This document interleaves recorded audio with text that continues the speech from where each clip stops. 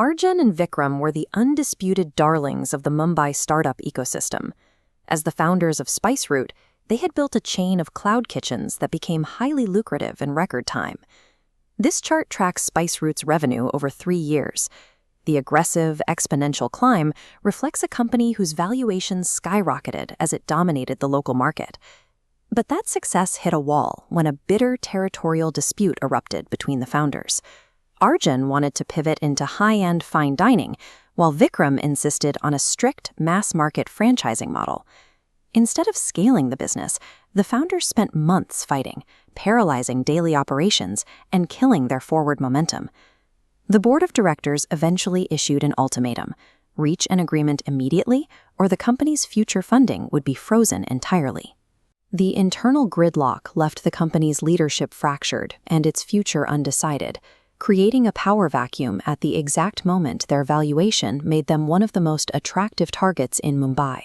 To avoid a public legal battle, the founders bypassed traditional counsel and sought out a neutral mediator, Mr. Singhania.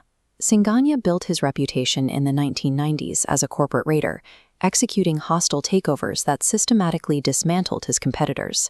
In recent years, however, he had engineered a total public rebrand. He traded his tailored suits for simple Khadi kurtas and began calling himself a vegetarian angel investor. He cultivated a persona as an enlightened elder who wrote books on corporate mindfulness, claiming he had moved past material greed to focus solely on mentoring the next generation. A radical shift into a spiritual or harmless figure is a classic predatory tactic designed to lower the defenses of high-value targets. Arjun and Vikram arrived for their mediation at Singhania's minimalist penthouse in Malabar Hill, overlooking the sea. The billionaire sat on a yoga mat in silence. When he finally spoke, he used a frail, whisper-thin voice and pretended he could barely hear them, physically projecting the image of a harmless monk. Singhania claimed their complex legal arguments were too much for his tired mind to process while they were shouting at each other. This diagram shows the proposed mechanism. He asked for a temporary 48-hour transfer of their combined voting rights into his personal trust to restructure the board. Eager to win and trusting the mentor, both founders signed the documents within seconds. By the time the ink dried, Arjun and Vikram had surrendered the only leverage they had left in an attempt to outmaneuver each other. The very next morning, the mediation was over. Mr. Singhania dropped the act of the frail old man. Using his consolidated power, he immediately called an emergency shareholder meeting before the founders could even process what was happening. Singhania used the temporary voting majority to legally fire both Arjun and Vikram from the company they founded. This flowchart shows the final absorption. With the founders gone, Singhania stripped them of their equity and merged SpiceRoute into his own massive food conglomerate.